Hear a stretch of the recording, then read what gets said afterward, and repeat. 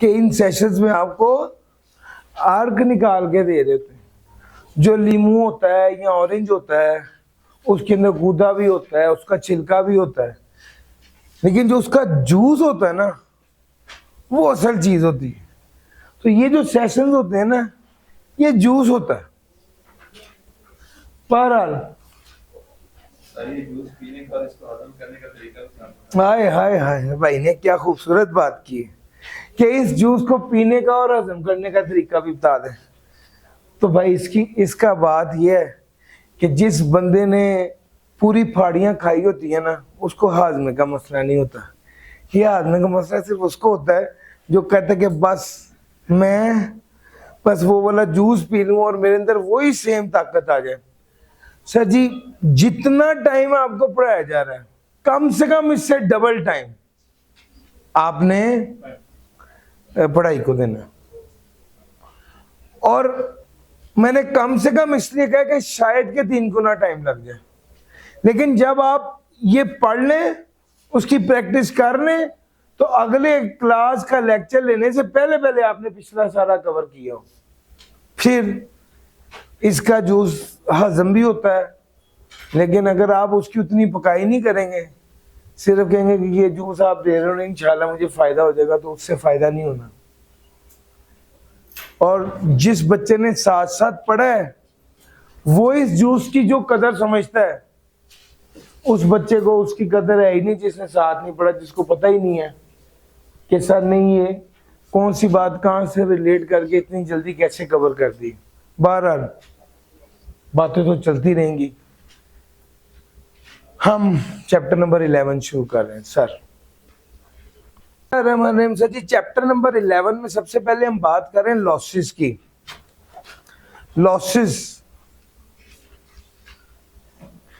Loss क्या होता है पता है? एक्सपेंस ज्यादा इनकम कम, यही है ना लॉस। अच्छा, क्या सैलरी में लॉस आ सकता है? सैलरी में तो एज डिडक्शन एक्सपेंस अलाउ ही नहीं है, तो सैलरी में लॉस आ ही नहीं सकता। तो जब आना ही नहीं है तो सेट ऑफ होना है, सेट ऑफ भी नहीं होना। कैरिड फॉरवर्ड होना है, कैरिड फॉरवर्ड भी नहीं होना। सैलरी के बाद आ जाए एफटीआर इनकम।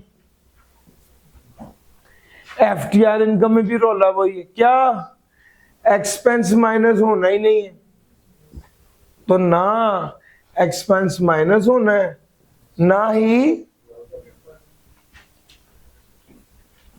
लॉस एडजस्ट होना है। क्या लॉस आना है या नहीं आना?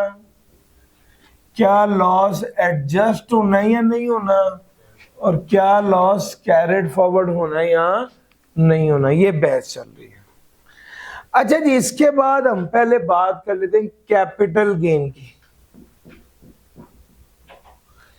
कैपिटल गेन में सबसे पहले बात कर लेते हैं इमूवेबल प्रॉपर्टी की। इमूवेबल प्रॉपर्टी में लॉस आता है, हाँ आ तो सकता है, लेकिन ना ही एडजस्ट होता है और ना ही कैरी फॉरवर्ड होता है। अच्छा, अब अगर बात कर ले सिक्योरिटी की, इसमें लॉस आ भी सकता है, एडजस्टेबल होता है अगेंस्ट सिक्योरिटी गेन ओनली, और अगर एडजस्ट ना हो सके तो शाबाश 3 साल के लिए क्या है फॉरवर्ड। और तीसरे नंबर पे क्या आ गया? 8 रिलेटेड को पहले देख लेते हैं। इसमें कहने को लॉस आता है, लेकिन ना एडजस्ट हो सकता है और ना ही कैरिड फॉरवर्ड। और लास्ट क्या रह गया? Other capital assets. इसमें लॉस आ सकता है, एडजस्ट होगा अगेंस्ट कैपिटल गेन ओनली, और अगर एडजस्ट ना हो सके तो शाबाश 6 साल के लिए। अगर वो आपको कुछ ना किया और कहे कैपिटल गेन है तो कैपिटल लॉस है तो अंडरस्टूड है कि ये अदर कैपिटल एसेट की बात कर रहा है। सर कैपिटल गेन के बाद आगे क्या हो गया? सैलरी है, एफटीआर है, कैपिटल गेन है, उससे आगे क्या हो गया? जी सर जी, बिजनेस की बात कर लेते हैं। बिजनेस दो तरह का होता है, कौन कौन सा? स्पेकुलेशन और, यार कुछ रंग बदल लूं, हमारी जिंदगी में यही छोटी छोटी खुशियां हैं। बिजनेस, बिजनेस में क्या लिखूं? स्पेकुलेशन।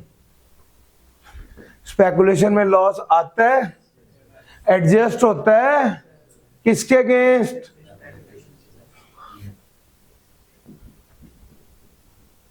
आता भी और एडजस्ट भी होता है। अगर एडजस्ट ना हो सके तो carried forward.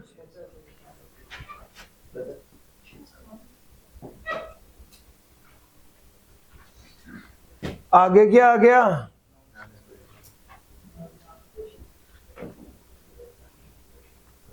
Non speculation. Non speculation का लॉस आ जाए तो उसका क्या होगा? लॉस आ भी सकता है और एडजस्टेबल भी होता है against any other head except salary. एक और भी है, शाबाश, सैलरी भी है, एफटीआर भी है और प्रॉपर्टी भी है। उसने खास तौर पे लिखा है बिजनेस का लॉस प्रॉपर्टी इनकम के अगेंस्ट एडजस्ट नहीं होगा, कैरिड फॉरवर्ड होगा 6 साल। उसके बाद आ गया इनकम फ्रॉम प्रॉपर्टी। इसमें लॉस आ सकता है, यस आ सकता है, एडजस्टेबल होता है against any other head of income except salary और एफटीआर। कैरिड फॉरवर्ड नहीं होता। फिर उसके बाद आ गया income from other source. Income from other source का लॉस आ जाए तो क्या होता है? लॉस आ भी सकता है, एडजस्टेबल भी होता है against any other head of income except salary और एफटीआर। और अगर एडजस्ट ना हो सके तो कैरिड फॉरवर्ड। अगर एडजस्ट ना हो सके तो कैरिड फॉरवर्ड नहीं होता। लो सर, मैंने अपने जज्बात सारे यहां पर लिख दिए, अलबत्ता एक चीज और रह गई है, फॉरेन सोर्स इनकम। चाहता हूं उसकी बात भी कर दूं। अगर फॉरेन सोर्स इनकम हो उसमें लॉस आ भी सकता है, एडजस्ट होगा। Foreign source loss foreign source income के साथ एडजस्ट होगा और पाकिस्तान सोर्स इनकम के साथ एडजस्ट नहीं होगा। और अगर एडजस्ट ना हो सके तो कैरिड फॉरवर्ड होगा 6 साल। सर एक दो छोटी बातें और हैं। उसमें पहली बात, फॉरेन सोर्स इनकम में जिस हेड का लॉस होता है उसी हेड के साथ एडजस्ट होता है और अगर एडजस्ट ना हो सके तो 6 साल के लिए कैरिड फॉरवर्ड। एक जनरल रूल ये है, अगर गेन टैक्सेबल ना हो तो लॉस एडजस्टेबल नहीं। अगर गेन टैक्सेबल ना हो तो लॉस एडजस्टेबल नहीं होता। यहां पर एक बड़ी कीमती बात आपके साथ करनी है। उसने कहा अगर लॉस आ जाए, बिजनेस का लॉस सबसे लास्ट में एडजस्ट होता है, और अगर लॉस आ जाए बिजनेस का तो उस लॉस को 2 हिस्सों में तकसीम कर दो। एक loss due to depreciation, amortization, loss due to depreciation, amortization और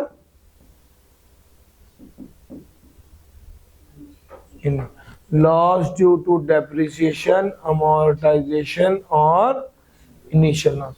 ये इस लॉस को अलहदा कर दो और बिजनेस के लॉस को अलहदा कर दो, इसके लॉस को अलहदा कर दो, बिजनेस के लॉस को अलहदा कर दो। क्यों?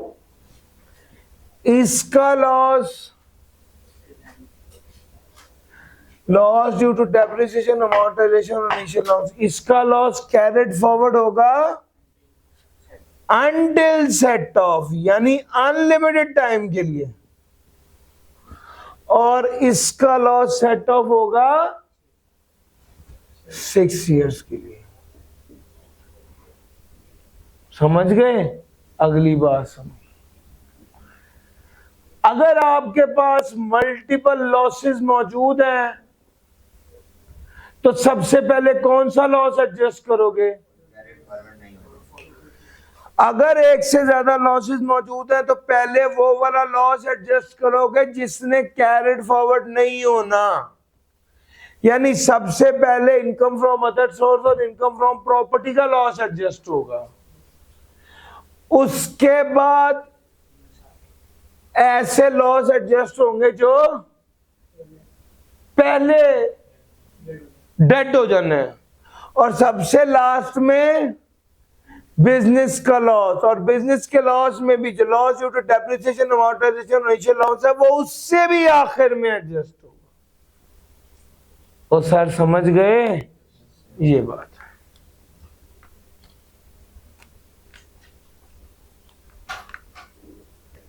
सर क्या ये सारी बातें आपको समझ में आ गई? तो ये लॉसेस की सारी डिस्कशन है। बस एक आखिरी बात सुन लो जो पेपर में आई है 2-4 बार। सर जी अगर अनएब्सॉर्ब डेप्रिसिएशन का लॉस कब एडजस्ट होना है? सबसे आखिर में, बिजनेस के लॉस के बाद, बिजनेस का लॉस एडजस्ट होने के बाद जो अमाउंट है, अगर ये वाली अमाउंट 10 मिलियन से, अगर 10 मिलियन से ज्यादा हो तो कितनी एडजस्टमेंट होगी? 50% या अनएब्सॉर्ब्ड डेप्रिसिएशन। इन दोनों में से कौन सा ले लेंगे? 50% या अनएब्सॉर्ब्ड डेप्रिसिएशन, इसमें से लोअर ले लेंगे। अगर ये वाली अमाउंट 10 मिलियन से कम हो तो 100% एडजस्ट हो जाएगा। अगर 10 मिलियन या उससे ज्यादा हो तो 50% तक एडजस्ट होगा। सर ये बात ध्यान में रखिएगा, ये हमारा क्रक्स था। मैंने आपके साथ लॉसेस की सारी बातें डिस्कस कर ली चैप्टर नंबर 11 में। चैप्टर नंबर 11 के ना बुनियादी तौर पे 3 हिस्से हैं। एक लॉसेस की बात करता है, एक टैक्स क्रेडिट की बात करता है, और एक एग्जैम्प्ट इनकम की बात करता है। लॉसेस में ये सब कुछ था। जी भाई।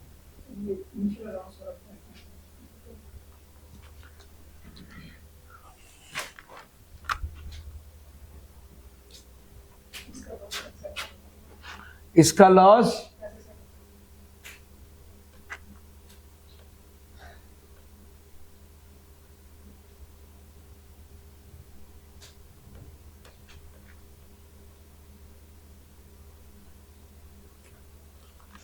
भाई ने कहा ये वाली बात नहीं समझ आई, अनएब्सॉर्ब्ड डेप्रिसिएशन वाली। अब समझ लो, सबसे ट्रिकी बात भी यही है वैसे इसमें। ये देखना जरा, टैक्स ईयर 2025 था फॉर एग्जांपल, आपका लॉस आ गया 35 का। वो कहता है डेप्रिसिएशन की वजह से लॉस अलहदा रखो और बाकी लॉस अलहदा कर। डेप्रिसिएशन वाला लॉस अनलिमिटेड टाइम के लिए कैरिड फॉरवर्ड होगा, बाकी लॉस 6 साल के लिए कर। ये तो पता है। अगला साल आया, अगले साल की इनकम आ गई 30 रुपए। पहले क्या करेंगे, बिजनेस लॉस एडजस्ट करेंगे। जब बिजनेस लॉस एडजस्ट कर दिया तो पीछे रह गया अब आफ्टर बिजनेस लॉस जो अमाउंट है, इसको देखना है कि ये 10 मिलियन से ज्यादा है या 10 मिलियन से कम है। अगर ये 10 मिलियन से ज्यादा है तो इसका 50% ले लेंगे और उसको अनएब्सॉर्ब डेप्रिसिएशन में से इन दोनों में से जो लोअर है वो एडजस्ट हो जाएगा। और अगर ये 10 मिलियन से कम हो तो फिर 100% एडजस्ट हो जाएगा। बात खत्म होगी। अब मसला ये आता है कि सर हम इसकी प्रैक्टिस कैसे करें, या ये बात कैसे हजम होगी। सर जी आई कैप की किताब में उसने 3 एग्जांपल्स खास तौर पे इस मकसद के लिए दी हुई है। आई कैप की बुक में 3 एग्जांपल्स दी हुई हैं इसी एरिया को लेकर, वो आपने जरूर देख लेंगे, नोट कर लीजिए, उसके बाद आपको ये पॉइंट क्लियर हो जाएगा। आप कुछ कहना चाह रहे हैं?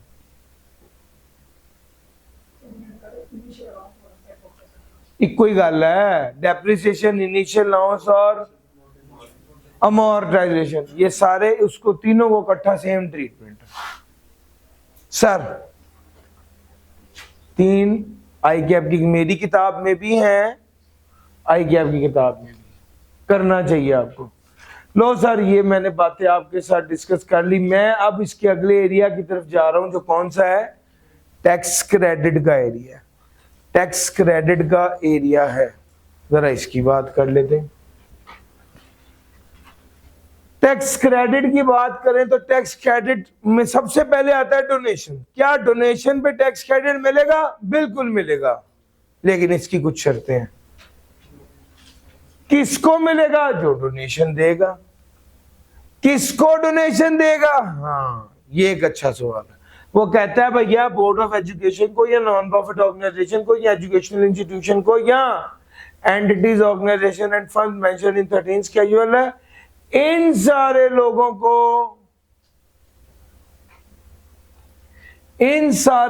को डोनेशन मिली। जी सर वो क्यों डोनेशन देगा? मतलब ये सवाल पूछने के लिए भी हिम्मत चाहिए, वैसे कसम से ये आम सवाल नहीं। सर जी वो कंपनी अगर नॉन प्रॉफिट ऑर्गेनाइजेशन बनाएगी तो वो उसकी एसोसिएट हो जाएगी, ठीक है। जब एसोसिएट हो जाएगी तो उस केस में क्या बात है वो भी बता देता हूँ, जरा सुन लें। सबसे पहली ये बात देखिए, डोनेशन दी जा रही है इन इदारों को तो टैक्स क्रेडिट मिलेगा। किस तरह दी जा रही है? क्रॉस चेक के जरिए दी जा रही है। अब अगला सवाल है टैक्स क्रेडिट कितना मिलेगा? A over B into C। Now what is A? बोलो। Tax liability. What is B? What is C? वो अमाउंट जिस पर टैक्स क्रेडिट मिलना है। और C किसके बराबर होती है?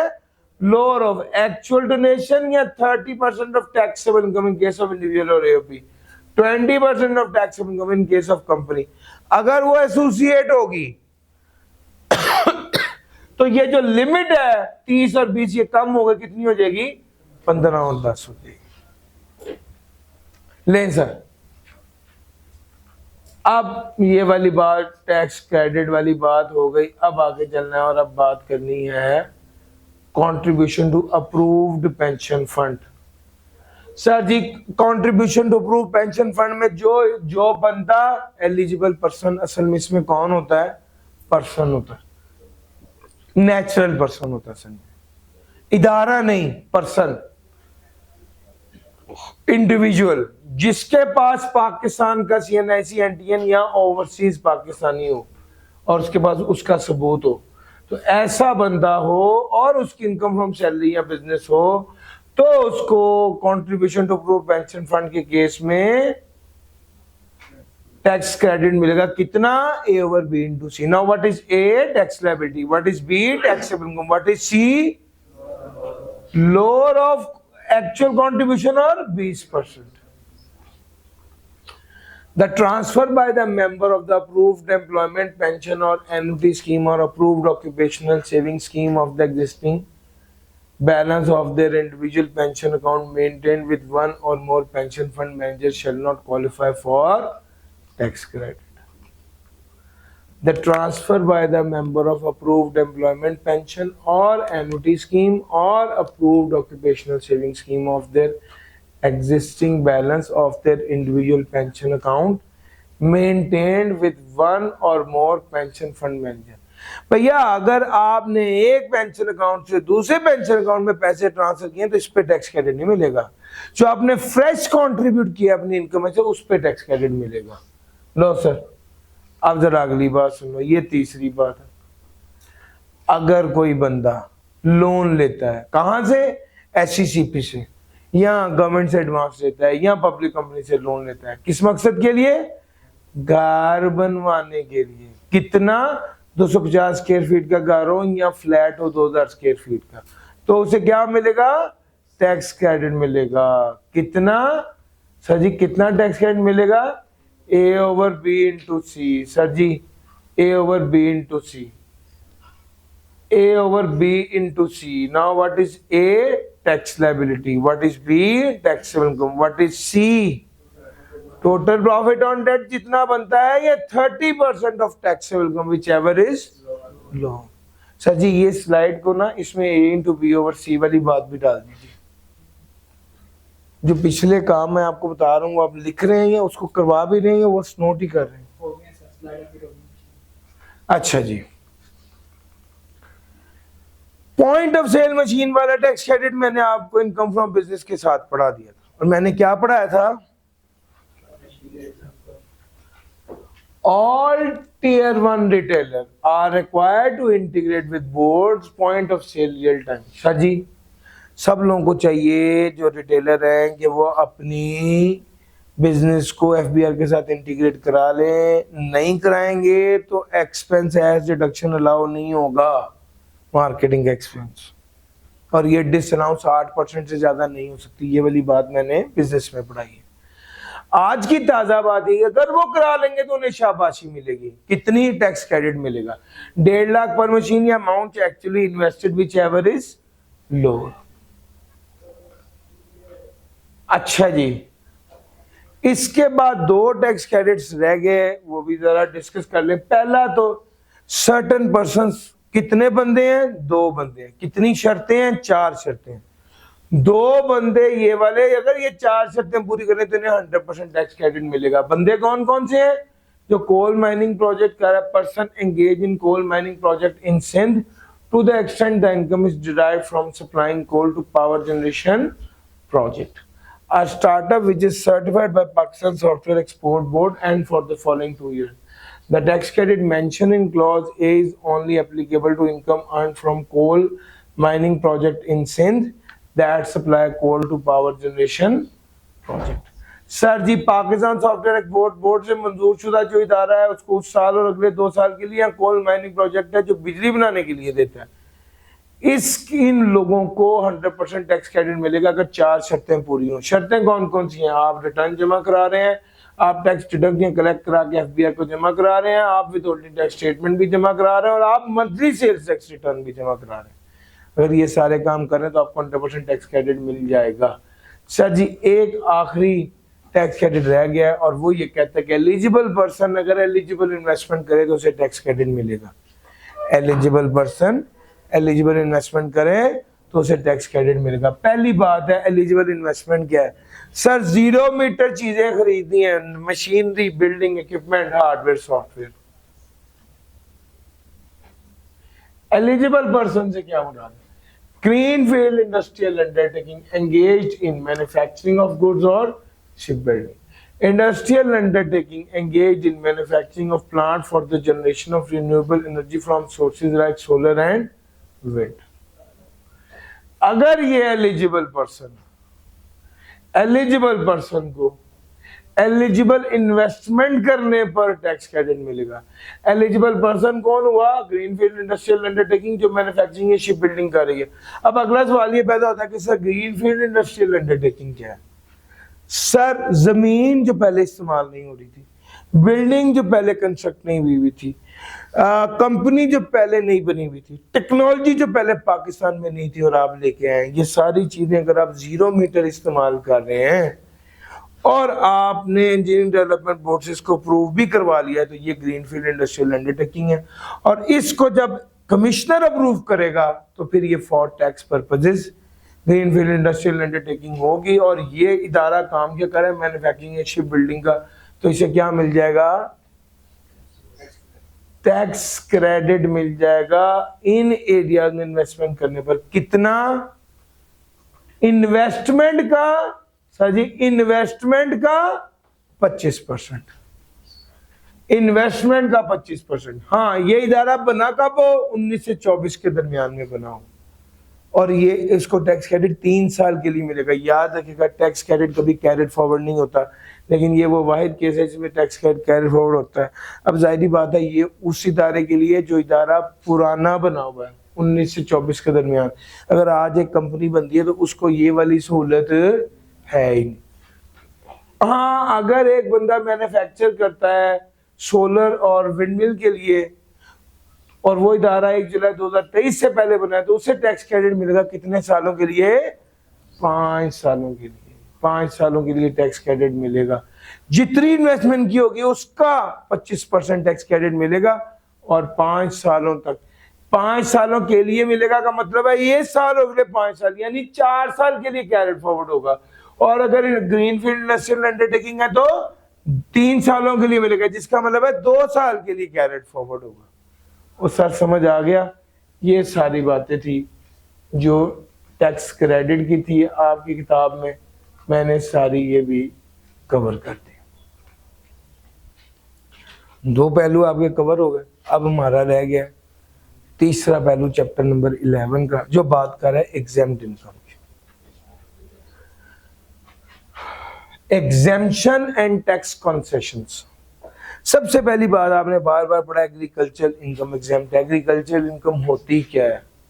वो इनकम जो जमीन से कमाई गई हो,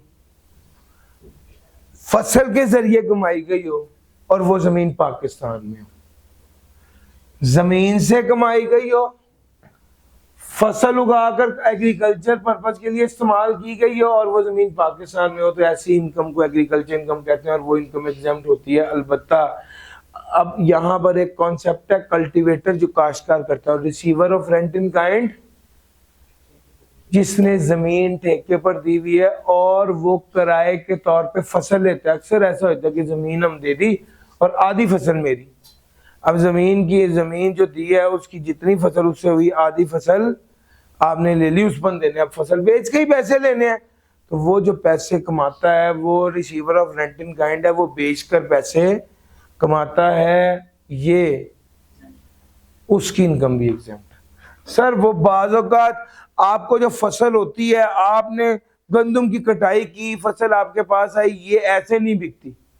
इसके दानों को अलहदा किया जाता है इसके खोशों से। ये जो दाने से खोशी अलहदा करने का प्रोसेस है, अगर इससे को पैसे आप कमा रहे हैं तो क्या वो आपकी इनकम में शामिल होगा? शामिल होकर टैक्स होगा? नहीं भैया, वो भी एग्जेम्प्ट होगा। क्यों? क्योंकि सर ये नेसेसरी है ताकि उसको बेच, वो यानी वो बिकेगा ही नहीं पौधा, दाने बिकेंगे। तो पौधे से दाने अलहदा करने के लिए जो काम आप कर रहे हैं उस केस में वो टैक्सेबल नहीं होगा, बल्कि वो भी एग्जेम्प्ट होगा। अगर आपकी कोई बिल्डिंग है एग्रीकल्चर, बिल्डिंग की इनकम भी एग्रीकल्चर इनकम होगी अगर बिल्डिंग उसी अहाते में हो जहां पे फसल थी और वो बिल्डिंग स्टोर हाउस के लिए इस्तेमाल हो रही है या रहने के लिए इस्तेमाल हो रही है, और बिल्डिंग पर कौन इस्तेमाल कर रहा है? उसको कल्टीवेटर या receiver of rent in kind इस्तेमाल कर रहा है और इमीडिएट विसिनिटी में है और ड्वेलिंग हाउस के तौर पे रहने के लिए इस्तेमाल हो रही है या स्टोर हाउस के लिए इस्तेमाल हो रही है, तो इस बिल्डिंग का जो किराया होगा वो भी टैक्सेबल नहीं होगा बल्कि एग्जेम्प्ट होगा। अब जरा अगली बात सुनना। सर जी मिचेल्स वाले, उनके अपने जैम के स्ट्रॉबेरी के फार्म्स हैं, स्ट्रॉबेरी उगाते भी खुद हैं और स्ट्रॉबेरी बेचते भी हैं वो। अच्छा, स्ट्रॉबेरी उगाकर ज्यादातर तो वो स्ट्रॉबेरी का क्या करते हैं? जैम बना लेते हैं। और जैम बना के बेचते हैं। तो सवाल ये पैदा होता है कि स्ट्रॉबेरी से जो जैम बनाने का प्रोसेस है और जैम बेचने का प्रोसेस है, तो स्ट्रॉबेरी अगर बेचें तो उस पर टैक्स लगेगा? नहीं लगेगा। लेकिन स्ट्रॉबेरी से जैम बना के बेचे तो उस पर टैक्स लगेगा? यस लगेगा। अब वो कहते हैं स्ट्रॉबेरी को बेच दिया, उस तक की कमाई एग्जेम्प्ट है, लेकिन स्ट्रॉबेरी से जैम बनाकर बेचा, तो यार मेरा पॉइंट समझ आ रहा है? स्ट्रॉबेरी से जैम बनाकर बेचा तो उसकी कमाई टैक्सेबल होगी। अब बात यह है कि कैसे बाइफरकेट करेंगे कि एक इदारा खुद ही स्ट्रॉबेरी भी उगा रहा है और खुद ही जैम भी बनाकर बेच रहा है, तो कहते हैं स्ट्रॉबेरी बनाने तक की इनकम एग्जेम्प्ट होगी और स्ट्रॉबेरी से जैम बनाने की इनकम पे टैक्स लगेगा। तो करते ये हैं कि स्ट्रॉबेरी की कॉस्ट नहीं लेते, स्ट्रॉबेरी की फेयर मार्केट वैल्यू ले लेते हैं। जब आपने इनकम कैलकुलेट करनी होती है तो स्ट्रॉबेरी जैम कितने का बिका, उसमें से स्ट्रॉबेरी की कॉस्ट लेस कर दी जो रॉ मटेरियल के तौर पे इस्तेमाल हुआ, और फिर जब स्ट्रॉबेरी की कॉस्ट स्ट्रॉबेरी की फेयर मार्केट वैल्यू लेस कर दी जो रॉ मटेरियल के तौर पे इस्तेमाल हो रही थी। अब जब स्ट्रॉबेरी की फेयर मार्केट वैल्यू लेस की है तो वो कहता है फिर स्ट्रॉबेरी से रिलेटेड कोई और खर्चा माइनस नहीं करना। अब वो कहता है कोई और expense other than production of strawberry आप वो लेस कर सकते हैं, तो फिर उसके बाद जो है वो टैक्सेबल इनकम आ जाएगी। इनकम फ्रॉम स्ट्रॉबेरी जैम है, fair market value strawberry used in raw material in production jam, any other expenditure on production jam other than expenditure on production of strawberry. तो ये आ गया टैक्सेबल इनकम। और मुश्किल तो नहीं लग रहा सर?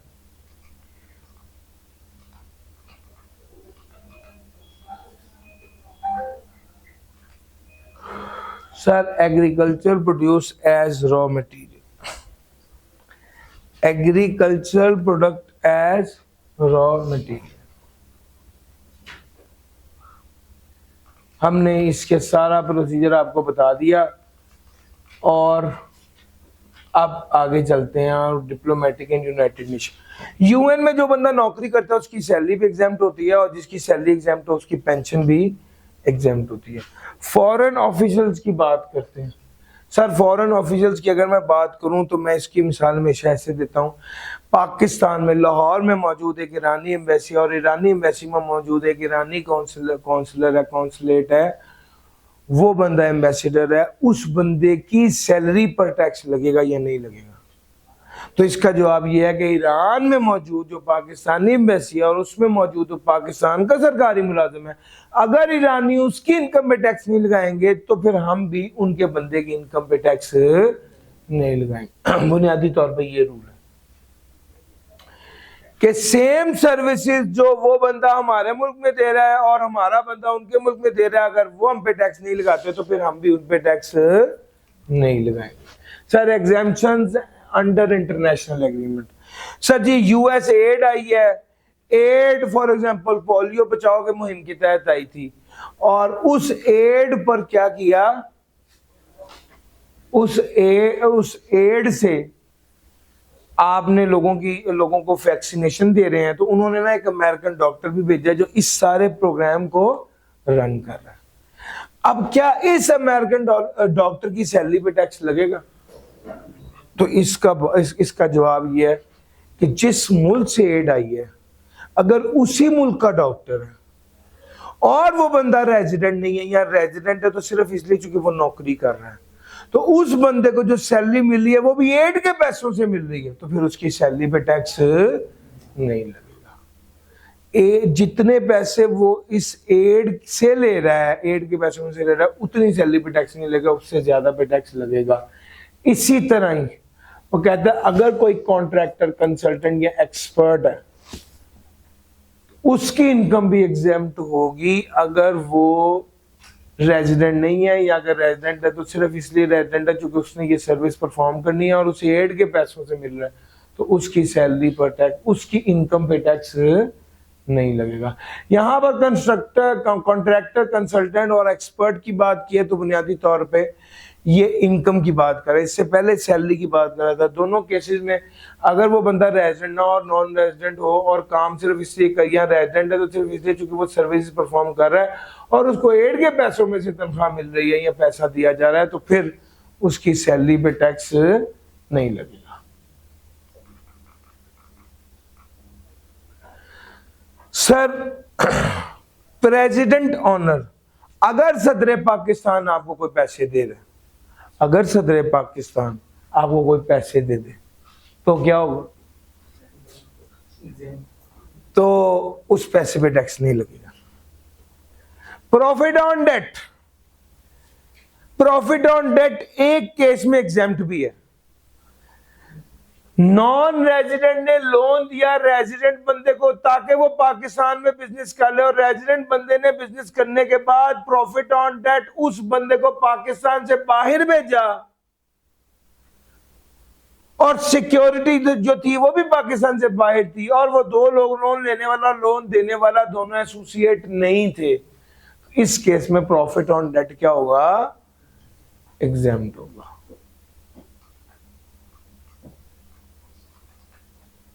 स्कॉलरशिप, अगर आपको हायर स्टडीज के लिए स्कॉलरशिप मिला है तो वो टैक्सेबल नहीं होता, एग्जेम्प्ट होता। मियाँ बीवी की तलाक हो गई है, मियाँ ने बीवी को या बीवी ने मियाँ को तलाक के हवाले से कोई पैसे दिए हैं, सपोर्ट एग्रीमेंट कह लें, या तलाक हो गई तो जो पैसे दे दी under an agreement to live apart कह लें, तो वो एग्जेम्प्ट होता है। Sir federal government, provincial government और लोकल गवर्नमेंट पर टैक्सेस लगते हैं। पहली तो बात है फेडरल गवर्नमेंट पर तो कोई टैक्स नहीं लगता, प्रोविंशियल गवर्नमेंट और लोकल गवर्नमेंट पर अपनी जुरिस्डिक्शन में कोई टैक्स नहीं लगता, लेकिन अगर दूसरे की जुरिस्डिक्शन में ये चले जाएं तो उन पर दूसरे की प्रोविंशियल गवर्नमेंट के तहत उस पर टैक्स लगता है। जब भी आप गवर्नमेंट को पेमेंट करेंगे तो आप टैक्स डिडक्ट या कलेक्ट नहीं करेंगे। सर जी शॉर्ट टर्म रेजिडेंट और रिटर्निंग एक्सपेट्रिएट, ये दो कॉन्सेप्ट्स हैं, ये भी समझ लो। शॉर्ट टर्म रेजिडेंट कौन होता है? सर वो बंदा जो रेजिडेंट तो है लेकिन अभी उसे पाकिस्तान में आए हुए 3 साल से ज्यादा नहीं हुए, वो शॉर्ट टर्म रेजिडेंट है। वो नौकरी की वजह से रेजिडेंट है और उसे पाकिस्तान में आए हुए 3 साल से ज्यादा नहीं हुए, तो ऐसे बंदे को शॉर्ट टर्म रेजिडेंट कहते हैं।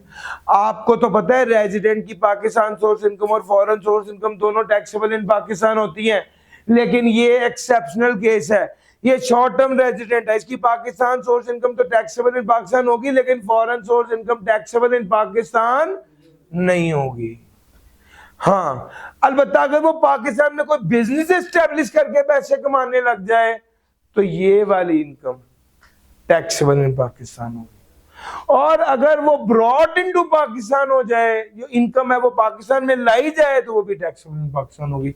मैं इसकी एग्जांपल हमेशा देता था आई कैप ने, मैं इसकी एग्जांपल हमेशा देता था आई कैप ने क्या किया है वही एग्जांपल का सवाल बना के पेपर में पूछ रही, और मैं ये एग्जांपल देता था कि चाइना का इंजीनियर आया हुआ है मंगला डैम में और यहाँ पर नौकरी कर रहा है, तो सवाल ये पैदा होता है कि क्या उसका एक प्लाजा है चाइना में और उससे उसको किराया आता है, तो क्या उस किराए पे टैक्स लगेगा? अभी चाइना का इंजीनियर पाकिस्तान में आया और पाकिस्तान में रह रहा है पिछले 2 साल से, तो वो शॉर्ट टर्म रेजिडेंट है। शॉर्ट टर्म रेजिडेंट की फॉरेन सोर्स इनकम क्या होती है? एग्जेम्प्ट होती है। लेकिन अगर वो किराया उसे पाकिस्तान में वसूल हो जाए तो ये ब्रॉट इनटू पाकिस्तान, फिर इस केस में ये क्या हो जाएगा? टैक्सेबल हो जाएगा। Any foreign source income brought into Pakistan, या अगर वो बंदा पाकिस्तान में कोई कारोबार शुरू करके एक्सपोर्ट कर दे तो फिर भी वो इनकम जो परमानेंट एस्टेब्लिशमेंट इन पाकिस्तान है वो भी क्या हो जाएगी? एग्जेम्प्ट हो, वो भी टैक्सेबल हो जाएगी। अच्छा, अब अगली स्टोरी सुन लो। रिटर्निंग एक्सपेट्रिएट, 2018 में एक बंदा रेजिडेंट था, 2019 में नॉन रेजिडेंट हो गया, 2020 में भी नॉन रेजिडेंट रहा, 2021 में भी नॉन रेजिडेंट रहा, 2022 में भी नॉन रेजिडेंट रहा। यानी 4 साल मुसलसल अगर एक बंदा नॉन रेजिडेंट रहे और उसके बाद रेजिडेंट हो जाए तो 4 साल मुसलसल नॉन रेजिडेंट के बाद जब वो रेजिडेंट होगा वो साल और उससे अगले साल उसकी फॉरेन सोर्स इनकम क्या होगी? एग्जेम्प्ट होगी।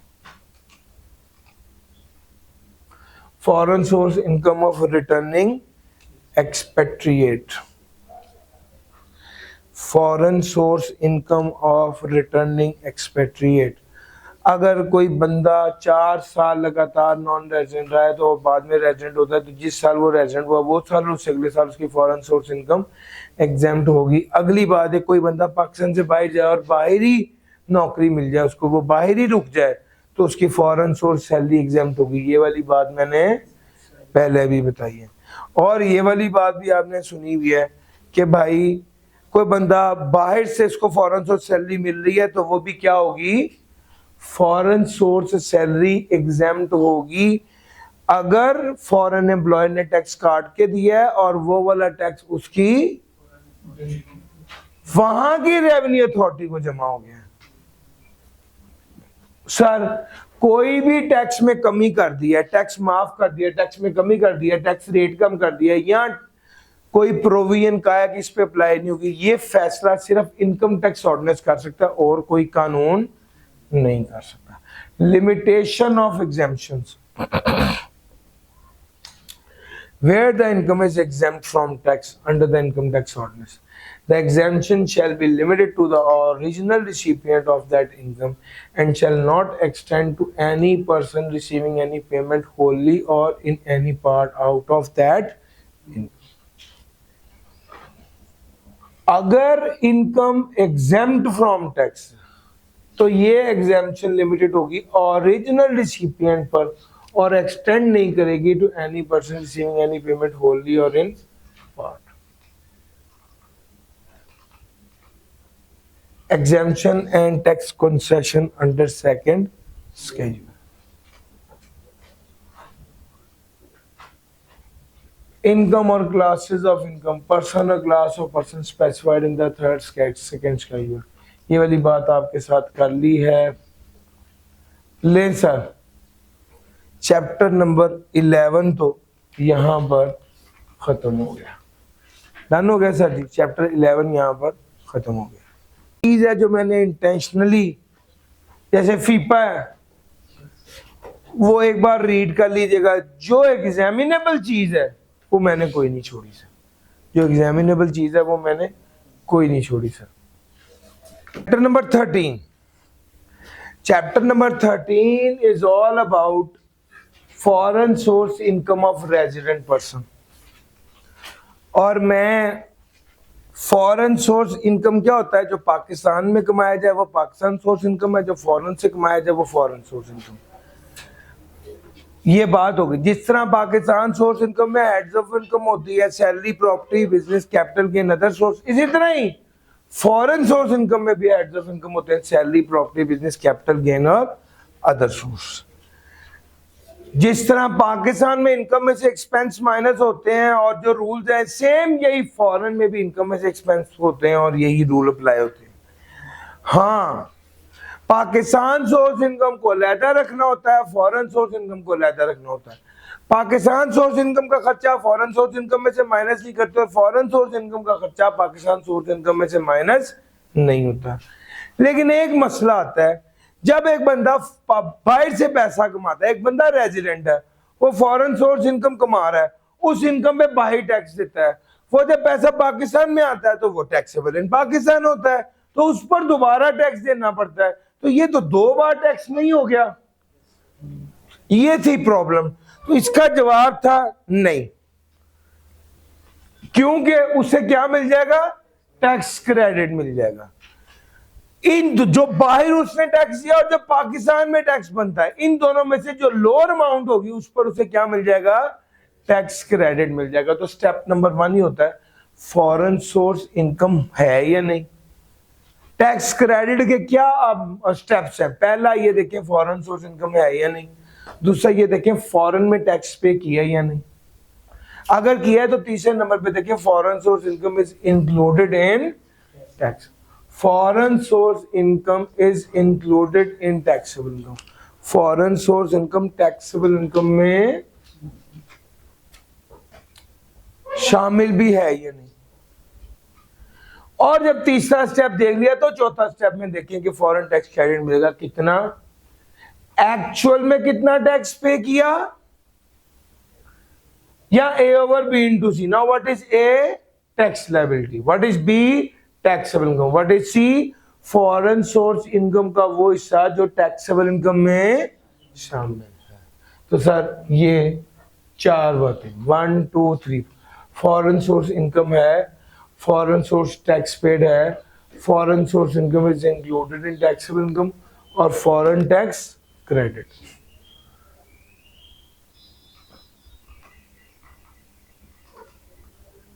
और सर समझ गए, मैंने आपको चैप्टर का क्रक्स पढ़ा दिया है कि फॉरेन सोर्स इनकम क्या होती है, पाकिस्तान सोर्स इनकम और फॉरेन सोर्स इनकम कैसे कैसे होती है, कैसे फॉरेन सोर्स इनकम को अलहदा रखना पाकिस्तान सोर्स इनकम से, और टैक्स क्रेडिट की जब बात आती है तो किस तरह से टैक्स क्रेडिट कैलकुलेट करना है।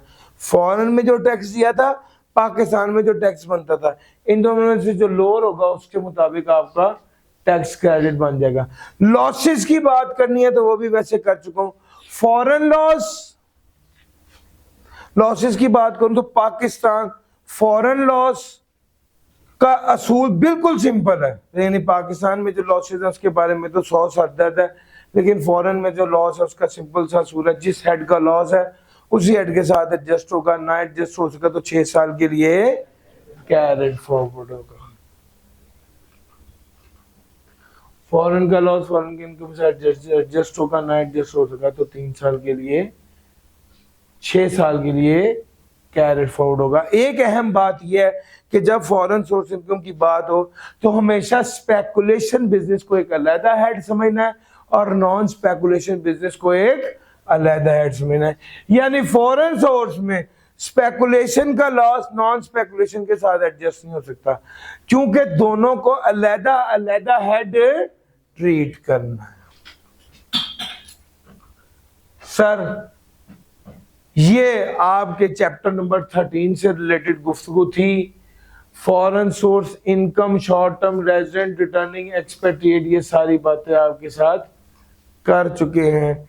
चैप्टर नंबर 13 बिल्कुल छोटा सा चैप्टर है और 11 और 13 असल में एक कंप्लीट चैप्टर बनता है, इसमें सारे कॉन्सेप्ट्स कवर हो रहे होते हैं। डन हो गया सर जी, पॉज कर लें, एक बार देखें चैप्टर 13। बिस्मिल्लाहिर्रहमानिर्रहीम। सर जी चैप्टर नंबर 12 की बात करें। Chapter number 12 is all about individual और एओपी, और इंडिविजुअल में मेनली 2-3 कॉन्सेप्ट्स हैं और अक्सर इसमें से टेस्टिंग हो जाती है। सबसे पहला कॉन्सेप्ट है डिसीज पर्सन। अगर कोई बंदा फौत हो गया और उसकी कोई लायबिलिटी थी तो उससे अदा करनी पड़ेगी, यस, लेकिन वो तो फौत हो गया, कौन अदा करेगा? उसका लीगल रिप्रेजेंटेटिव अदा करेगा। कितने जितने पैसे उसके बनते थे। उसकी जायदाद कम है और पेबल ज्यादा है तो कितने अदा करेगा? जितनी एस्टेट है उस हद तक लीगल रिप्रेजेंटेटिव लायबल होगा।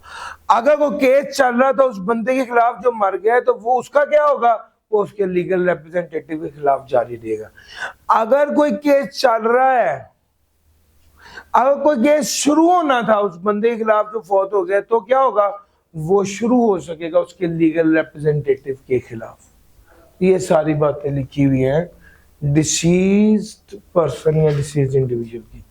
ऑथर, अगर आपने एक आर्टिस्टिक काम किया, स्कल्पचर बनाया, लिटरेरी वर्क किया, आर्टिस्टिक काम किया, किताब बनाई है और उसमें आपको 24 माह से ज्यादा का टाइम लग गया तो आपके पास 2 ऑप्शन है। चाहे तो ये सारी इनकम को इकट्ठे टैक्स कर दे, चाहे तो इस इनकम को डिवाइडेड बाय 3 करके 3 सालों पे इक्वली टैक्स कर दे। सर माइनर चाइल्ड की इनकम में टैक्स लगेगा? बिल्कुल लगेगा। कैसे? वो तो भी उसका तो शनाख्ती कार्ड ही नहीं बना। तो इसका जवाब है कि उसके माँ बाप तो है ना, माँ या बाप में से जिसकी इनकम ज्यादा होगी उसकी इनकम में माइनर की इनकम ऐड कर देंगे और फिर इस तरह से उस पर टैक्स लगेगा। माइनर में क्या शामिल नहीं है? जो बेटी मैरिड बेटी हो वो माइनर की डेफिनेशन में शामिल नहीं होती। सर अब अगली बात करने लगा हूं एओपी की।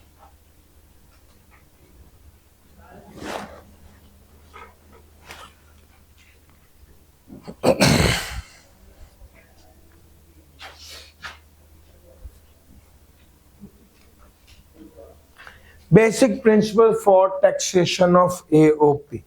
Sir ji AOP is considered a separate entity from its member and is liable to pay tax separately from its members. तो basic principle of for taxation of AOP की बात करूं तो वो कहता है AOP is considered a separate entity from its member and is liable to pay tax separately from its members. AOP is treated as tax resident for a tax year. Sir ji सबसे पहली बात है कि एओपी को एक अलहदा कानूनी हैसियत हासिल है. एओपी की एक अलहदा शनाख्त है. एओपी ने अपने तौर पे अलहदा टैक्स देना है और उसके मेंबर्स ने अपना टैक्स अलहदा देना है. एक तो बात ये समझिए, एओपी कब रेजिडेंट होगी? जब कंट्रोल एंड मैनेजमेंट जो है होली या पार्टली 1 साल में उस इदारे की पाकिस्तान में रही हो एट एनी टाइम. तीसरा, a resident AOP is taxable on its worldwide income. Resident AOP की वर्ल्ड वाइड इनकम टैक्सेबल होती है. And if AOP has paid tax for a tax year, the amount received by a member of the AOP in the capacity as member out of the income of AOP shall be exempt from tax. Sir ji, a resident AOP is taxable on its worldwide income. Resident AOP जो होता है, resident AOP की income taxable होती है पूरी world wide, चाहे वो पाकिस्तान से कमा रहे हो या पाकिस्तान के बाहर से कमा रहा हो. अब अगली बात यह है कि if AOP has paid tax for a tax year, अगर एओपी ने अपना टैक्स दे दिया और वो टैक्स देने के बाद जो पैसा है वो अपने मेंबर्स में तकसीम किया, तो क्या मेंबर उस इनकम पे दोबारा टैक्स देंगे? सर, मेंबर उस इनकम पर दोबारा टैक्स नहीं देंगे, लेकिन वो इनकम मेंबर की इनकम में शामिल होगी फॉर रेट पर्पजेस. वो इनकम मेंबर की इनकम में शामिल होगी फॉर रेट पर्पजेस. और रेट पर्पज का क्या मतलब होता है? सिर्फ रेट की कैलकुलेशन के लिए, सिर्फ रेट की कैलकुलेशन के लिए.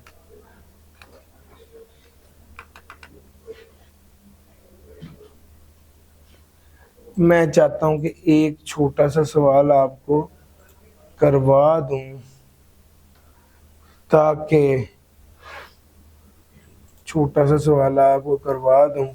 ताकि रेट पर्पसेस का कॉन्सेप्ट ना जरा आपका ज्यादा क्लियर हो जाए. सर जी जरा देखिएगा, मिस्टर ए एंड बी जो है वो sharing profit in the ratio of 2:3 in a shop run by them. Taxable income of AOP for the year कितनी है? 1.2 million. Mister A and mister B has been provide. अच्छा, एक AOP है, उसमें ए और बी मिलके काम कर रहे हैं. ए का हिस्सा 2/3 और बी का हिस्सा, ए का हिस्सा 2 है और बी का हिस्सा 3.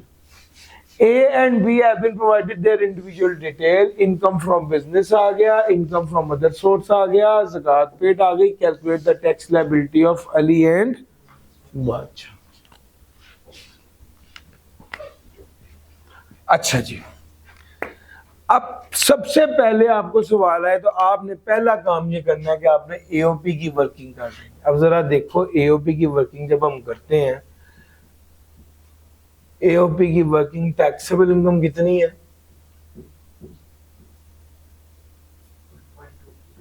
1.2 मिलियन. टैक्स लायबिलिटी कितनी है जी? टैक्स लायबिलिटी निकाल लो ना भैया, पेज 53 से टेबल देखकर बताओ.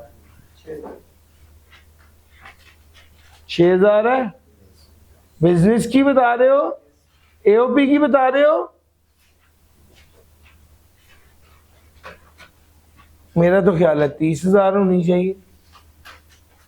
पेज 53 पे टेबल देखकर लायबिलिटी कैलकुलेट कर दो. सर जी ऊपर वाला टेबल देखेंगे ना?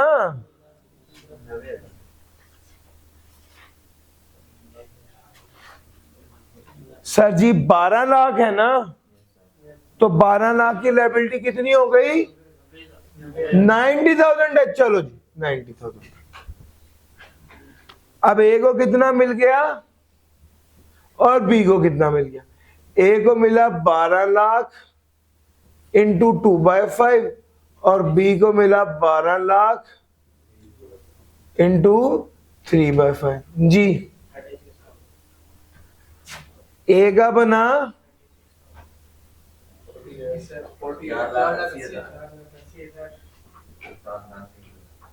7,20,000, ये एओपी की वर्किंग। अच्छा अब जरा मिस्टर बी की वर्किंग में आपके साथ करने लगा। मिस्टर बी के बारे में वो कहता है मिस्टर बी की इसके अलावा भी इनकम है, इनकम फ्रॉम अदर सोर्स। कितनी है? 3,10,000। मिस्टर बी ने ज़कात कितनी पे की है? 22,000। ये लेस कर देंगे तो पीछे कितना रह गया? 288,000। ये मिस्टर बी की टैक्सेबल इनकम है। वो कहता है मिस्टर बी को इस 288 के अलावा और क्या मिलना है? सर शेयर ऑफ एओपी भी मिलना है। ये शेयर ऑफ एओपी कितना है? 7,20,000 का। सर जी पॉइंट पे कीजिएगा, ये शेयर ऑफ एओपी 7,20,000 का, ये एग्जेम्प्ट है, इस पे टैक्स नहीं लगना। लेकिन रेट पर्पसेस के लिए ऐड होने का मतलब यह है कि यहां पर लिखेंगे total income for rate purpose. ये कितना हो जाएगा? 1,008,000 tax liability for rate purpose जी 612,000। अब ये वाली सच्ची मुच्ची की लायबिलिटी नहीं है, ये रेट पर्पस के लिए निकाली है। एक्चुअल टैक्स लायबिलिटी इसके बाद निकलेगी, A over B into C. Now what is A? What is A over B into C है ना? What is A? 612,000. What is B? 1,008,000. What is C? 2,88,000. जी बताइएगा। A over B into C है ना? जी बताइएगा answer. 1,748। Sir समझने की बात क्या है, आपने इनकम, ये असल में वो अमाउंट है जिस पे टैक्स लगना था, आपने इसमें ये वाली अमाउंट ऐड कर दी और जो टोटल अमाउंट बनी उस पर टैक्स कैलकुलेट किया। तो जितने परसेंट टैक्स इस पर लगा था, जितने परसेंट टैक्स 1,008,000 पर लगा था, उतने परसेंट टैक्स आपने 288,000 पे लगाया। ये असल में थीम है, यानी रेट पर्पसेस के लिए इनकम में शामिल किया है, वैसे इस पर 7,20,000 रुपए पर टैक्स नहीं लगना। सर ये मेन पॉइंट है ईओपी की वर्किंग का, बाकी इसके अंदर कुछ नहीं है। आ जाएं सर जी।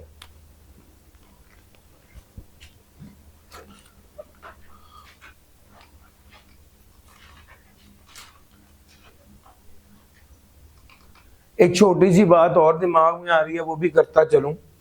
सर जब आपने टैक्स क्रेडिट कैलकुलेट करना है, इसी का टैक्स क्रेडिट कैलकुलेट करना है, तो भाई आपने टैक्स क्रेडिट कैलकुलेट करते वक्त ए ओवर बी इंटू सी करना होता है ना। तो ए क्या लेंगे? ये एक्चुअल। बी क्या लेंगे? तो यार मेरा पॉइंट समझ आ रहा है? तो ए ओवर बी ये लेंगे for the purpose of calculating tax.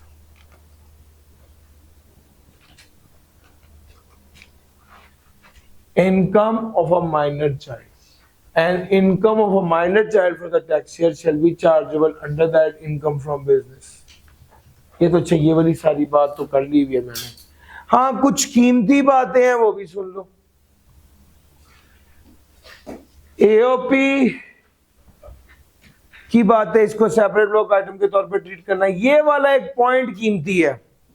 वो कहते हैं अगर एओपी के मेंबर्स में एक मेंबर कंपनी हो, तो जब एओपी की टोटल इनकम निकलेगी तो उसमें से कंपनी का हिस्सा निकाल देना, क्योंकि कंपनी पर कंपनी के मुताबिक टैक्स लगेगा, कंपनी का रेट 29% लगेगा, उस पर ये वाला इंडिविजुअल वाला रेट नहीं लगेगा, ना एओपी वाला रेट लगेगा। ये वाली बात यहां पर कही। एओपी में अगर लॉस आ जाए तो वही सारे असूल हैं जो आपको उधर पढ़ाए हैं। जो चैप्टर नंबर 11 में लॉसेस के असूल पढ़ाए एओपी पर भी वही सारे अप्लाई होते हैं। लेकिन याद रखना, एक मेंबर को अगर एओपी का प्रॉफिट मिल रहा है तो वो तो ऐड करेगा रेट पर्पसेस के लिए, लेकिन अगर मेंबर को शेयर ऑफ एओपी लॉस मिल रहा है तो वो उसको क्या कर देगा, इग्नोर कर देगा। जो मेंबर प्रॉफिट का शेयर जो होता है उसको ऐड करता है रेट पर्पसेस के लिए, लेकिन लॉस का जो शेयर होता है उसको क्या कर देता है, इग्नोर कर देता है। ऐसा भी सवाल है कि एक मेंबर है, उसकी दो फर्म्स में वो पार्टनर है, एक फर्म में प्रॉफिट है, एक फर्म में लॉस है। जिस फर्म में प्रॉफिट है वो उसको लेगा रेट पर्पसेस के लिए, जिस फर्म में लॉस है उसे क्या कर देगा, इग्नोर कर देगा। अगर दोनों फर्म्स में प्रॉफिट हो तो दोनों का प्रॉफिट लेगा रेट पर्पसेस के लिए। समझ गए सर? ये सारी बात आपके साथ कर ली। एओपी कंपनी, एओपी है उसकी मेंबर्स है, एक मेंबर क्या है, कंपनी है। तो फॉर एग्जांपल एओपी का 25% ए का हिस्सा है, 25% बी का हिस्सा है और 50% सी का हिस्सा है। तो वो क्या ये रहा है कि अगर टोटल इनकम 100 रुपए है तो सबसे पहले क्या करेंगे, कंपनी का शेयर लेस कर देंगे, फिर जो बकाया आएगा वो फिर इन दोनों में तकसीम हो जाएगा। और सर समझ आ रहा है, फिर इन दोनों में तकसीम हो जाएगा। Sir individual as a member of AOP, उसने कुछ बातें न्यूमेरिकल पॉइंट ऑफ व्यू से बताई हैं, कीमती हैं, जरा वो भी सुन लें। सबसे पहली बात ये कि एक एओपी अपने मेंबर को, यानी एक पार्टनरशिप फर्म अपने पार्टनर को ना कोई कमीशन देगी, ना कोई ब्रोकरेज देगी, ना कोई सैलरी देगी, ना कोई प्रॉफिट ऑन डेट देगी और ना ही कोई अदर रेम्युनरेशन देगी। If a member of an AOP, अगर एक मेंबर है एओपी का जिसका टर्नओवर 300 मिलियन है, मेंबर ऑफ एन एओपी जिसका टर्नओवर 300 मिलियन या मोर है ड्यूरिंग द टैक्स ईयर या any previous tax year, their share will not be exempt from tax। तो उसका शेयर exempt from tax नहीं होगा unless the association files audited। Sir ji आपको पता होना चाहिए कि एओपी का जो शेयर मिलता है वो exempt from tax होता है अगर एओपी ने टैक्स दे दिया। लेकिन अगर एओपी है जिसका टर्नओवर 300 मिलियन से ज्यादा है और उसने टैक्स दिया हुआ है तो उसको चाहिए कि वो ऑडिट कराए। अगर उसने ऑडिट ना कराया तो वो अपने मेंबर को जो शेयर देगा वो एग्जेम्प्ट नहीं होगा, वो भी टैक्सेबल हो जाएगा। समझ गए? ये वाली बात लिखी हुई थी। फिर उसके बाद अगली बात है कि एफबीआई ने क्लेरिफाई कर दिया कि हम जो रेट पर्पसेस के लिए अमाउंट लेते हैं वो प्रॉफिट बिफोर टैक्स होता है, प्रॉफिट आफ्टर टैक्स नहीं होता। सर जी अगर एओपी का लॉस आ जाए तो वो रेट पर्पस के लिए कंसिडर नहीं होता। अगर एक एओपी है उसकी एफटीआर इनकम है तो एफटीआर इनकम रेट पर्पस के लिए कंसिडर नहीं होती। अगर एक एओपी है उसकी एग्जेम्प्ट इनकम है तो एग्जेम्प्ट इनकम भी रेट पर्पस के लिए इनकम में शामिल नहीं होगी। सर अगर माइनर पार्टनर है तो उसको जो इतना हिस्सा मिल रहा है वो उसकी पेरेंट की इनकम में शामिल होगा, पेरेंट माँ या बाप में से जिसकी इनकम ज्यादा उसकी इनकम में शामिल होकर टैक्स होगा। सर जी ये वाली बात भी आपको बताई हुई है। अगर कोई प्रोफेशनल फर्म है, अगर कोई प्रोफेशनल फर्म है जिसको लॉ की तरफ से इजाजत नहीं कि वो कंपनी बना सके तो उस केस में उस पर जो मैक्सिमम टैक्स लगेगा वो 45% नहीं लगेगा बल्कि 40% लगेगा। सर जी ये सारी बातें आपके साथ हो गई और अब आ गए ट्रांसफर ऑफ एसेट। अगर मैं ट्रांसफर ऑफ एसेट की बात करूं तो वो कहता है अगर कोई प्रॉपर्टी ट्रांसफर हो गई है to another person but the asset remains the property of transferor. अगर कोई प्रॉपर्टी किसी दूसरे पर्सन को ट्रांसफर हो गई है लेकिन एसेट जो है remains the property of transferor, a rental income of such property will be treated as income of the transferor। अगर कोई property is transfer to another person, बाप ने बेटे को प्रॉपर्टी नाम कर दी लेकिन किराया अभी भी बाप ले रहा है तो असल में इसका मालिक कौन है, बाप है, और बाप की इनकम में उसका किराया शामिल होकर टैक्स होगा। अगर प्रॉपर्टी को ट्रांसफर किया है लेकिन ट्रांसफर रिवोकेबल है, रिवोकेबल का क्या मतलब है, तोड़ा जा सकता है, तो इसे ट्रीट किया जाएगा जैसे income of transfer. However the said rule will not apply in case transfer is irrevocable. अगर in case of irrevocable transfer property is treated as income of the transferor।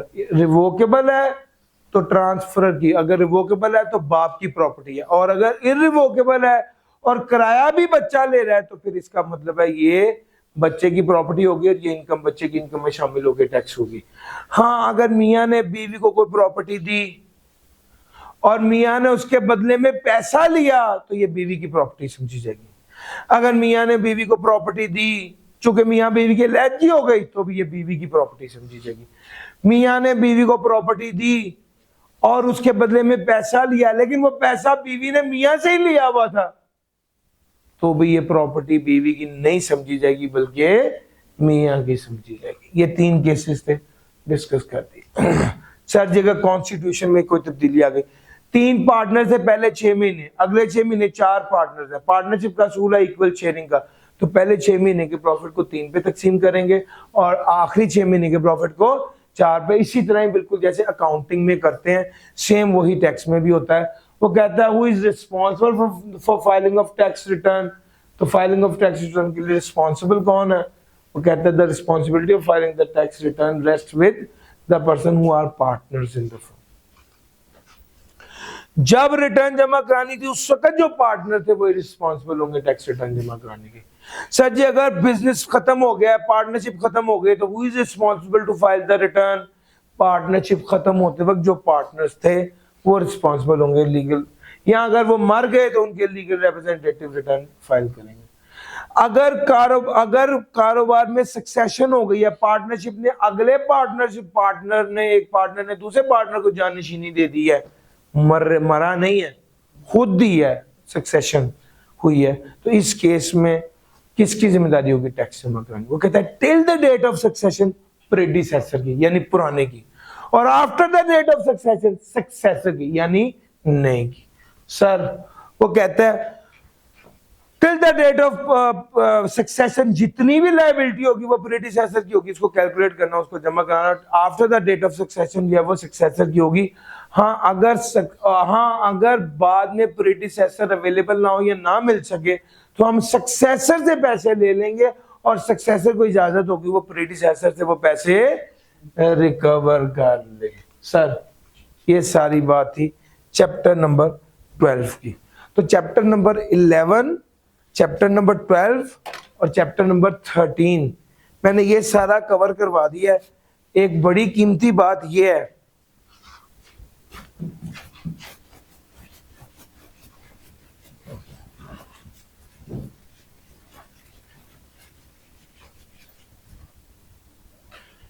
Sir ji Monday वाले दिन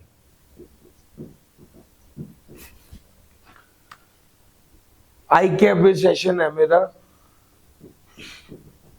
11 से 2। इस session में Monday और Tuesday वाले दिन 2 दिन है। इस सेशन में मेरा प्लान यह है कि मैं इनकम टैक्स न्यूमेरिकल को फुल डिटेल में कवर कराऊंगा, उसके फॉर्मेट से लेकर जो सारी एडजस्टमेंट्स होती हैं कौन कौन सी हैं वो वहां पर। अभी मैंने इसको छेड़ा भी तो हम उसको कंक्लूड नहीं कर सकेंगे, और जबकि आगे कॉम्प्रिहेंसिव सेशन है जिसमें मैंने ये सारी बातें आपको बतानी है, उस मौके पर मैं आपको ये सारी बातें बता रहा हूँ। मंडे वाले दिन ये एक्टिविटी होगी, एक कॉम्प्रिहेंसिव सेशन होगा इनकम टैक्स न्यूमेरिकल का, और ट्यूसडे वाले दिन एक कॉम्प्रिहेंसिव सेशन होगा सेल्स टैक्स न्यूमेरिकल का। सर समझ आ रहा है? ये 2 सेशंस हैं, जूम पर लाइव होंगे। आगे कहते हैं इंशाल्लाह आप लोगों को इनकरेज करेंगे कि मेरा ख्याल है कि इंशाल्लाह हम कोशिश करेंगे कि उसको यहाँ पर डिस्प्ले भी करते हैं किसी रूम में, ये साथ लाइव आप लोग, मैं भी इधर से ही करा रहा हूँ और आप लोग भी इधर से देख भी पाएंगे। एक एडिशनल एडवांटेज ये हो जाएगा जब हम ये सेशन कंक्लूड कर लेंगे तो मैं ऊपर ही रिकॉर्ड करा रहा हूँ, मैं उसके बाद नीचे आ जाऊंगा। आप लोगों के कोई सवाल जवाब या कोई इशू होगा तो उसके लिए मैं, बाकियों के लिए तो जो है सो है, खास तौर पे जो अपने लोग हैं उनके लिए हाजिर हूँ। सर समझ आ रहा है? उसमें प्लान मेरा ये है जो सबसे इंपॉर्टेंट बात है उसमें वो ये कि यार एडजस्टमेंट्स नॉर्मली पूरा फॉर्मेट तो मैं आपको कराऊंगा कि यार किस जगह कौन कौन सी चीज आनी है और वो क्या क्या है, लेकिन इसके फौरी बाद जो अगला हमारा टास्क होगा वो ये होगा कि यार कौन कौन सी एडजस्टमेंट है जो बहुत फ्रीक्वेंटली टेस्ट हो रही वो कराया जाए, और खास तौर पे लेटेस्ट अटेम्प्ट का जो न्यूमेरिकल होता है,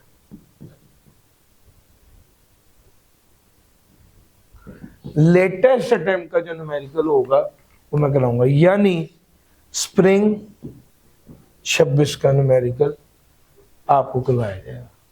सर समझ आ रहा है? सर इसी तरह ही ट्यूसडे वाले दिन अब होगा ये कि न्यूमेरिकल एक नहीं होगा, मोस्ट प्रोबेबली न्यूमेरिकल दो तो कम से कम आए हुए ना पिछले अटेम्प्ट में, दो न्यूमेरिकल हो, वो न्यूमेरिकल्स में आपको जरूर करवा दूंगा, पूरा न्यूमेरिकल हल भी कराऊंगा और जो मेजर एडजस्टमेंट्स हैं उसको डिस्कस भी करवा दूंगा जो न्यूमेरिकल में आने वाली। तो ये फुल फ्लैज जब आप न्यूमेरिकल के पॉइंट ऑफ व्यू से तैयारी करने लगते तो न्यूमेरिकल की ऐनक से जो जो चीजें देखनी चाहिए वो मैं आपको वहां पे कवर करा दूंगा। सिमिलरली जो सेल्स टैक्स की बात करूं तो सेल्स टैक्स के हवाले से एक क्लास तो मैंने कल करनी है, वो तो थ्योरेटिकल पोर्शन मैंने कवर करना है, और एक क्लास मैंने करनी है संडे को नहीं करूंगा क्लास, अब उस संडे की बजाय मैं ट्यूसडे वाले दिन क्लास कर रहा हूँ, ठीक है। और ट्यूसडे वाले यानी वो आपका टाइम बच जाएगा ना संडे वाले दिन का, और उसकी बजाय ट्यूसडे वाले दिन क्लास होगी संडे की बजाय, और इसमें फुल फ्लेज सेल्स टैक्स के न्यूमेरिकल डिस्कस करूंगा। इसमें भी पूरा फॉर्मेट, फ्रीक्वेंटली एडजस्टमेंट जो जो आती हैं सारी, और लेटेस्ट अटेम्प्ट के न्यूमेरिकल्स। सर समझ आ रहा है? ये सारी चीजें इंशाल्लाह आपके साथ डिस्कस हो रही होंगी। आज की क्लास यहाँ पर मेरी खत्म हो रही है विद, तो मैंने प्लान किया था कि मैं इनकम टैक्स न्यूमेरिकल कराऊंगा, लेकिन हमने जितना टाइम इस पे इन्वेस्ट कर दिया सारी चीजें डिटेल से करने के बाद वो तो हम नहीं कर पाएंगे, लेकिन हमने उसके लिए चूंकि दिन एलोकेट किया हुआ है तो मुझे टेंशन नहीं है कि हम 11 से 2 इस दिन कर लेंगे। क्लास यहाँ पर हम इस तरह से अरेंज कर देंगे कि एक स्क्रीन हो जाएगी और आप जूम लाइव देख रहे होंगे इसी SBI में बैठे हुए, उसके लिए आपने पहले अरेंजमेंट कर लेना। रूम नंबर आपको मैं इंशाल्लाह कल बता दूंगा, ग्रुप में शेयर भी कर दूंगा, आप आ जाइएगा, यहाँ पर ही आप लाइव क्लास ज्वाइन कर सकेंगे। आप लोगों को एक्स्ट्रा एडवांटेज ये होगा कि जैसे ही मैं सवाल सेशन मुकम्मल कराऊंगा मैं नीचे आ जाऊंगा, आप लोगों के साथ बातचीत, सवाल, प्रॉब्लम कुछ भी होगा वो डिस्कस कराऊंगा। लेकिन इंशाल्लाह इन दो, आमतौर पे भी आपको पता है यार मैं मेहनत करके पढ़ाता हूँ, लेकिन अगर आई कैप के लिए कुछ हो तो थोड़ी सी बंदा ज्यादा एफर्ट करता है, तो मैं कोशिश कर रहा हूँ कि एक कॉम्प्रिहेंसिव तरीके से वो कवर कराऊं, और इंशाल्लाह इन 2 दिनों में जो जो चीजें डिस्कस करूं कम से कम 50 से 70 मार्क्स उसमें से आए, मेरा टारगेट ये है। सर समझ आ रहा है? तो फिर ये एक इफेक्टिव सेशन होता है कि बच्चा जब सवाल हल कर रहा होता है उसे याद आती है कि यार ये वाली बात सर ने क्लास में बताई है, तो उसको अच्छा फील होता है। सर समझ आ रहा है? तो इंशाल्लाह ये वाले सेशंस जो हैं, कल का सेशन हमारा अपने टाइम पर होगा जिसमें मैं सेल्स टैक्स का थ्योरेटिकल पार्ट कराऊंगा, और परसों का सेशन जो है यानी उसके बाद मंडे वाले दिन तो 11 से 2 यहाँ पर ही आपने आ जाना है।